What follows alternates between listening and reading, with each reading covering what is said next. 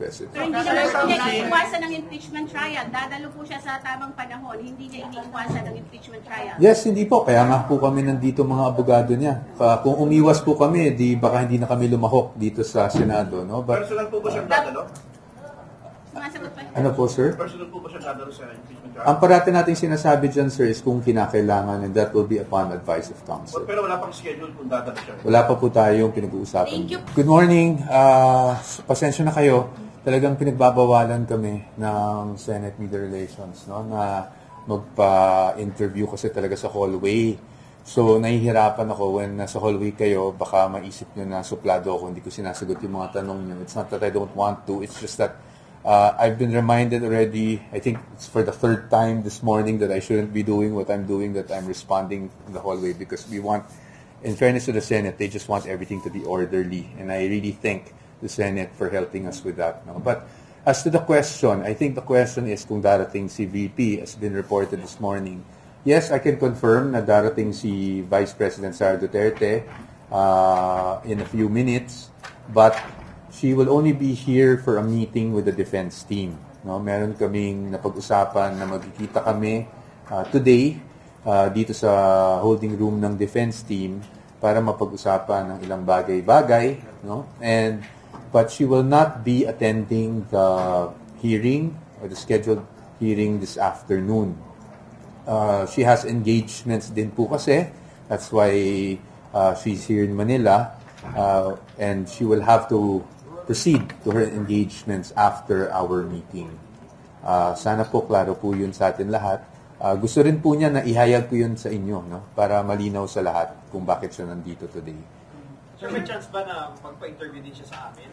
I don't know. Baka hindi na siguro because as you know, we're the defense is very, very mindful pagdating sa rules on impeachment, no? And while of course I presume all of you would like to interview her also, she's here for a very quick meeting with us, and then after she really has to proceed to her other engagements as Vice President. So baka hindi na siguro, and because nga as I mentioned, we're very mindful with talking about the merits of the case, and alam ko naman hindi nyo rin may iwasan na matanong siya doon. I think the defense would rather, no, na yung mga tanong natin, mga briefings natin would be after each trial day na lang siguro. I would always allot at least 10 to 15 minutes after trial date, no matter how late it ends, para naman po mapagbigyan kayo sa mga updates nyo, because I'm sure you'll need that also. Sir, bakit po important for the Vice President to conduct the meeting here when it could have been done elsewhere? Because the Vice President has always been the type of person, no, that will adjust to the convenience nung ka-meeting niya.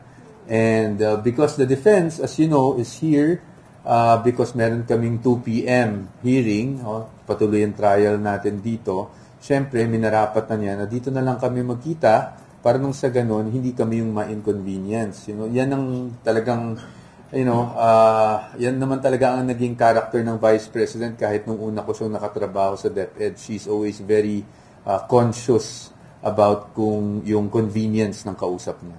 Attorney, napanood po ba ni Vice President Sara yung trial kahapon? What was her initial reaction? Hindi namin napag-usapan kung napanood niya live o kasi meron din siyang talagang she was into the planning nga talaga yesterday, no, for the incoming super typhoon.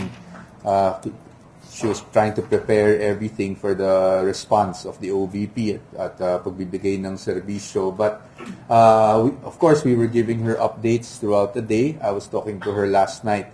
So, wala naman siyang, alam naman niya kasi na, she trusts that we know what we're doing, hindi ba? And first of all, yesterday was just the first day of trial. Kumbaga, preliminary pa lang po tayo. So, tingnan na lang natin sa mga susunod na araw. Like today, for example, meron nang i-represent na witness, as I understand it, from the prosecution. So, lang po, intayin lang po natin siguro yung mga developments sa trial. Sir, hindi mo ba, of course, ngayon yung second day, the presentation of witnesses, hindi po ba dahil nag-decide na po si VP Sara na ito yung second date na yung presentation ng witnesses, kaya po siya nag-decide na ngayon na po siya dumating sa Senate at mag-meet po kayo sa inyo? Hindi po. Ito pong meeting ay napag-usapan na po talaga namin. Scheduled po ito. Nagkaroon lang talaga siya ng time sa kanyang engagements para makausap rin, no, at kumustahin rin ang defense team. But we're in constant communication naman with her, so itong meeting did have to happen on the second day, first day, third day, kasi everyday naman po, in-update naman po natin ang ating Vice Presidente, which is very much involved. Sir, kung minsan na sir, yung si VP Sara, ba't hindi pa siya sumunod? Sorry, isa-isa lang po, What isa-isa are lang the po. nature of her engagements after that? And how important are they that she couldn't just face the trial after? Opo. Well, ako naman, I'm not from OVP anymore, so I don't have to answer that. But the thing here is, it's important because it's her duties as the Vice President. No? Kaya ito, impeachment, alam naman natin na itong impeachment ay isang bagay na kailangan sagutin at ginagawa naman natin yon. But at the same time, the Vice President has to go on and do her job as a Vice President. So, hindi naman po niya iniiwasan ng impeachment trial. Dadalo po siya sa tamang panahon. Hindi niya iniiwasan ng impeachment trial. Yes, hindi po. Kaya nga po kami nandito mga abogado niya.